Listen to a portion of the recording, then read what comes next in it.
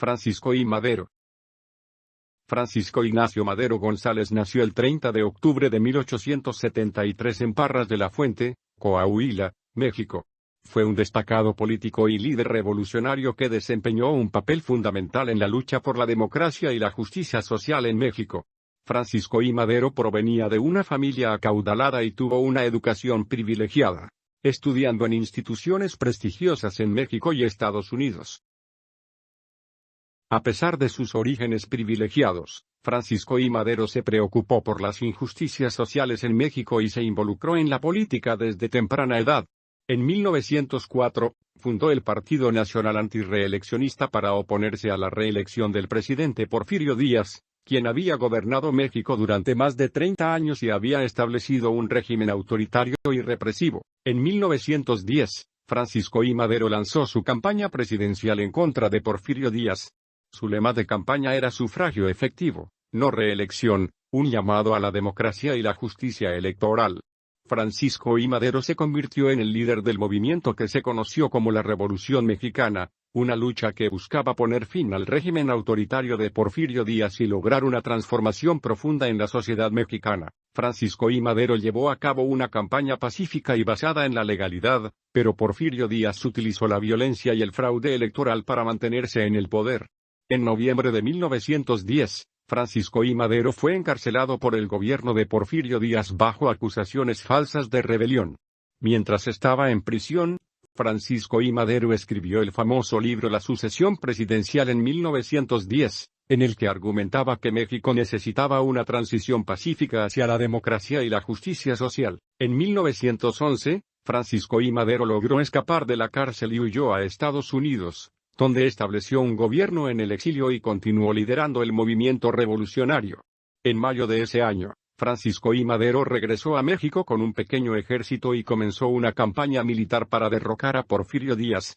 Con el apoyo de otros líderes revolucionarios como Pancho Villa y Emiliano Zapata, Francisco I. Madero logró una serie de importantes victorias militares y finalmente obligó a Porfirio Díaz a renunciar y exiliarse. En 1911, Francisco I. Madero asumió la presidencia de México, convirtiéndose en el primer presidente democrático elegido en la historia del país.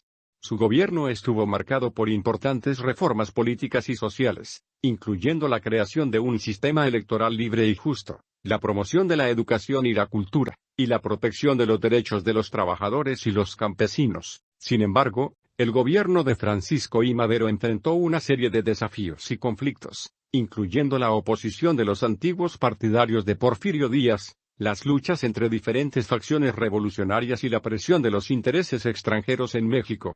En 1913, un golpe de Estado liderado por el general Victoriano Huerta derrocó a Francisco I. Madero y lo encarceló junto con su vicepresidente, José María Pino Suárez. Francisco I. Madero y Pino Suárez fueron asesinados en la prisión en febrero de 1913, en un acto brutal que conmocionó a México y al mundo. El asesinato de Francisco I. Madero y Pino Suárez provocó una nueva fase de la Revolución Mexicana, que se prolongó durante una década y que fue liderada por diferentes figuras, incluyendo a Pancho Villa y Emiliano Zapata. La muerte de Francisco I. Madero lo convirtió en un mártir de la democracia y la justicia social en México. Su legado ha sido recordado como un ejemplo de lucha pacífica y democrática contra la opresión y la injusticia, y ha inspirado a generaciones de políticos y activistas en México y en todo el mundo. Además de su papel como líder revolucionario, Francisco I. Madero también es recordado como un intelectual y escritor prolífico. Escribió varios libros y ensayos sobre política y sociedad, incluyendo La sucesión presidencial en 1910 y La democracia en México.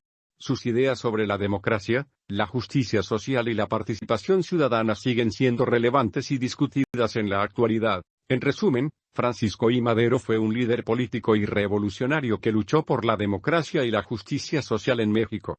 Su lema de campaña sufragio efectivo, no reelección se convirtió en un llamado a la participación ciudadana y a la lucha pacífica contra la opresión.